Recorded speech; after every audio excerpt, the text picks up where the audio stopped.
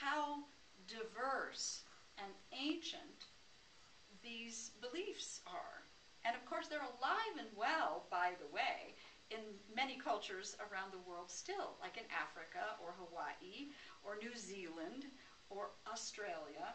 Indigenous cultures have not given up their ancient beliefs. Many Africans who were tragically and horribly taken as part of the slave trade and were forced to be baptized against their will kept their ancient beliefs, but they called their own gods and goddesses by the names of Christian saints. And that belief, which survives in places like Haiti and New Orleans and the Bahamas, is called Santeria, which means the way of the saints. So their ancient knowledge is hidden or concealed, and they lead a double life in many ways. So it seems to be only in this, what became the dominant religion in the West anyway, and perhaps in the Middle East with Islam, but still is represented in many places around the world. And those views, in my opinion, are more balanced in terms of how they honor the earth, how they honor humans, both male and female. Same is true with Indians, whether they're North American Indians or Central or South American Indians, the same is true.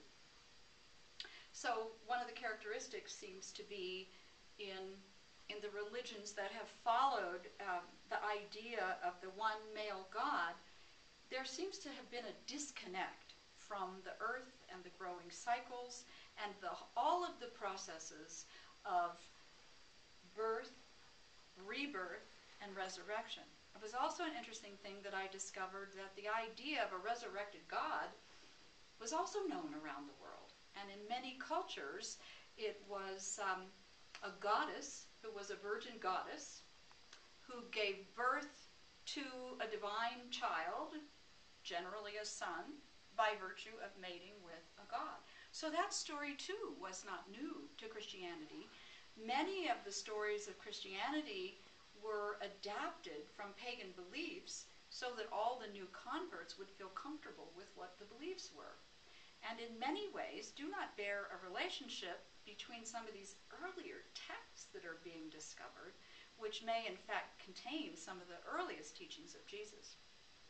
So as you can imagine, it creates a great stir in biblical scholarship. The people who translate these texts have to understand, they all have PhDs in theology.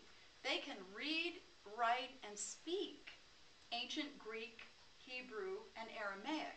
They're able to read these texts in the languages that they were written.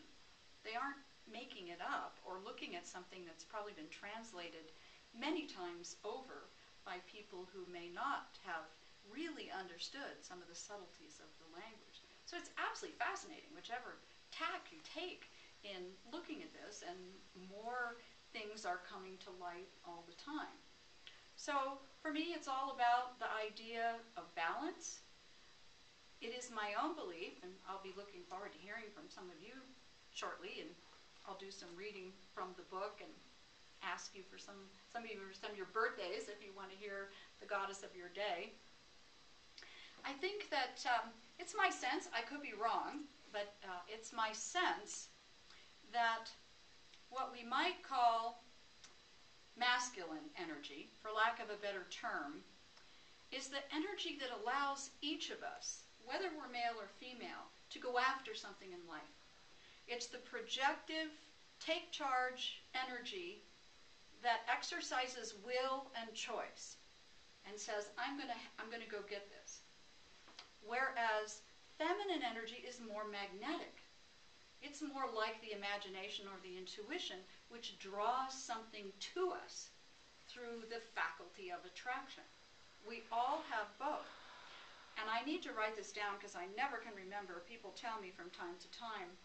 It's a famous quote that was used by an old boss of mine in corporate America who I loved and learned a lot from.